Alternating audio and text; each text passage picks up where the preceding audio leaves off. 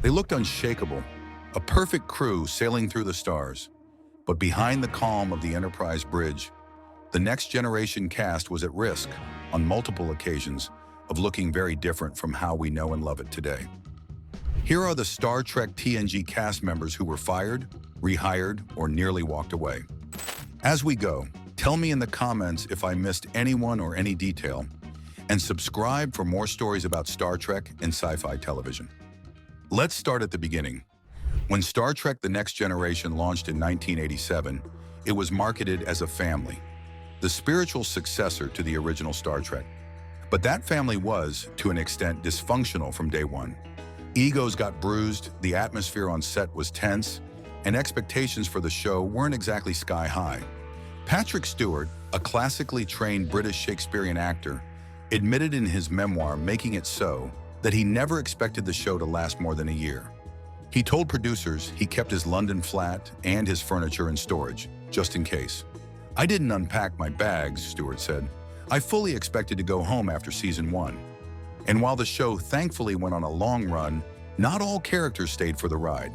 The first cast shakeup was with Denise Crosby. She played security chief Tasha Yar, who was supposed to represent strength and independence. But Crosby felt trapped, sidelined by scripts that gave her nothing to do but stand there and say, "Aye, sir." In a 1988 Starlog interview, Crosby revealed she confronted producers, asking for more depth. When nothing changed, she made a decision almost unheard of at the time. She quit a network series mid-season. "I was miserable," she told Starlog.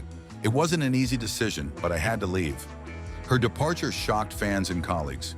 Yar's sudden death in Skin of Evil, where she was killed by a puddle of tar, became the show's first major controversy. Many critics called it a waste of potential. Gene Roddenberry later said publicly, "She wanted to leave. We didn't want her to." Her exit was the first sign that the Enterprise crew's unity was an illusion.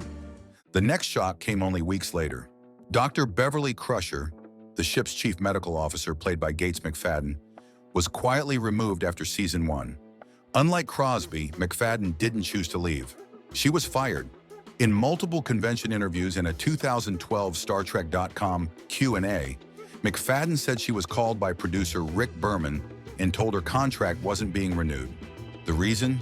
Creative differences with head writer Maurice Hurley. Fans protested. Co-stars, including Patrick Stewart, lobbied for her return. Stewart later said in interviews, "We missed Gates terribly. It didn't feel like a family without her."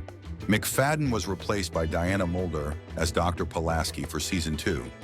But when Hurley left the series, Berman invited McFadden back for season 3.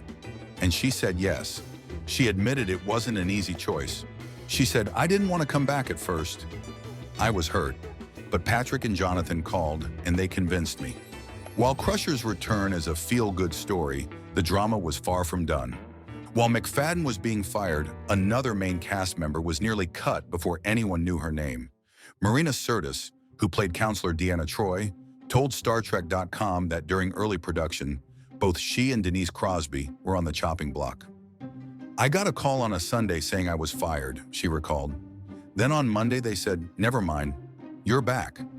Denise was the one who ended up leaving. She's admitted the experience haunted her for years. "Every hiatus, I packed up my apartment because I thought I'd be fired next." Even into season 6, she said she'd sometimes check her voicemail with a knot in her stomach and that she never felt safe until the movies. It's a strange thing to realize that one of the most beloved members of the crew spent years walking on eggshells, never sure if she'd still have a job next week. But the truth is, almost everyone on that set had some kind of drama, even the captain.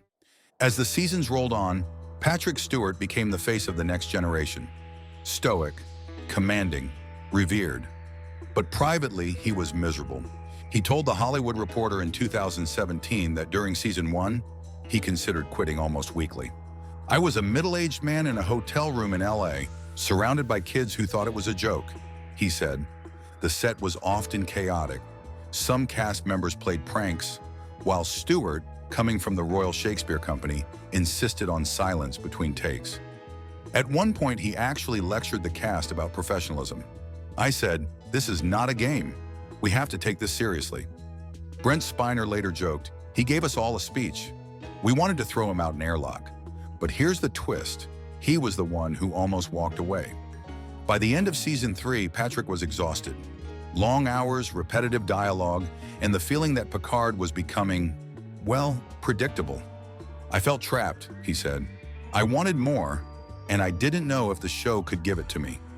When writers crafted the best of both worlds, even they didn't know if Stewart was coming back. That cliffhanger doubled as an escape hatch, just in case. But something changed. Those scripts gave him what he'd been craving: conflict, emotion, rawness. "That episode saved me," he said. "It reminded me what acting felt like. And from that point on, everything shifted." Frakes remembers the exact day. Patrick came in, slammed his script on the table, and said, "I've been an ass. From now on, we're going to have fun." We all cheered.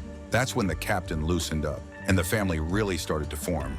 Later, Stewart admitted it himself. "I thought I had to be Captain Picard all the time. I didn't realize laughter could lead just as well as authority."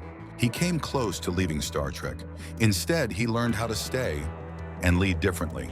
The divide softened over time, but in his memoir, he confessed he often feared his severity made others unhappy, and that he blamed himself for some of the tension that pushed people toward leaving. But he wasn't the only reason the crew's future felt uncertain. As the seasons went on, fatigue began to creep in, even among the show's brightest stars. Take Brent Spiner, for example. While Stewart carried the weight of leadership, Brent Spiner, who played Data, carried the weight of perfection. Makeup, prosthetics, and endless retakes wore him down. But makeup aside, he felt too locked in a one-dimensional role. As musical theater guy and a comedian, he wanted variety, and Data didn't exactly leave much room for that.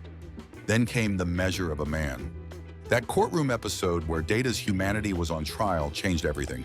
The writers finally saw what Brent could do, and suddenly, he wasn't just the android anymore. He was the soul of the show.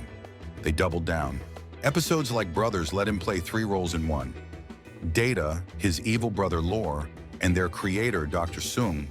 He'd shoot a scene, change costumes, and act opposite himself for hours. "It was insane," he said, "but it reminded me why I became an actor." By Nemesis, he helped shape the story and supported giving Data a sacrificial ending, to give the character dignity and himself closure. "I didn't want to be the android who outlived his own story," he said. Years later, when Picard brought Data back one last time, Brent called it peace. "I got to say goodbye properly." Patrick Stewart later summed it up perfectly. Brent was terrified of becoming a machine, but he ended up being the one who made all of us more human. Now, Spiner wasn't the only one who was worn out by prosthetics. Michael Dorn may hold the record for most appearances of any Star Trek actor, but he almost didn't make it past the next generation. In Star Trek magazine, Dorn revealed that after season 3, he nearly quit due to exhaustion and typecasting fears. "After 70 episodes, I thought, I can't keep doing this," he said. "The makeup was brutal. 4 hours on, 1 hour off. I felt trapped." His agent encouraged him to leave for film work, but Dorn stayed out of loyalty. And because Gene Roddenberry personally asked him to continue. He later said, "Roddenberry told me Worf represented a bridge between humanity and honor. That meant something." Still, when Deep Space Nine called, Dorn admitted, "I almost said no. I didn't want to wear that makeup anymore." In the end, his decision to return extended his career by a decade. But he said flatly, "I quit mentally at least twice." Speaking of a Star Trek actor nearly quitting twice, let's talk about Jonathan Frakes. The first time was early on, when Riker was written as too rigid. Frakes told the Archive of American Television, "In the first season, I was frustrated. Riker was just the guy who said, 'Yes, Captain.' I thought, is this it?" By season 3, his frustration turned into ambition. When Paramount delayed negotiations for the Generations film, Frakes seriously considered not signing on for more. "I wanted to direct," he said. He ultimately stayed and got his wish. His directing career exploded with episodes like The Offspring, The Drumhead, and the film First Contact. Frakes later admitted, "I almost left before I realized directing was my way to stay." By the time TNG ended, Frakes had directed more episodes than anyone in the cast, and half the franchise's future shows would run through his lens. Speaking of lenses, let's finish with LeVar Burton. His casting as Geordi LaForge was a big win for diversity in primetime sci-fi, but he had his frustrations that left him questioning his role in the show. In the 50-year mission, the next 25 years, Burton said he grew disillusioned when his character was stuck behind the console.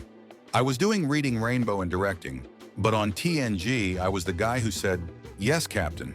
It got old." He never threatened to quit publicly, but during season 6 he seriously questioned staying for the movies. In a 1995 Chicago Tribune interview, he said, "I had to ask myself if I wanted to keep saying the same lines for another 5 years. Ultimately, he stayed. And of course, Star Trek fans wouldn't want to see things any other way. In hindsight, the next generation could have collapsed at any point.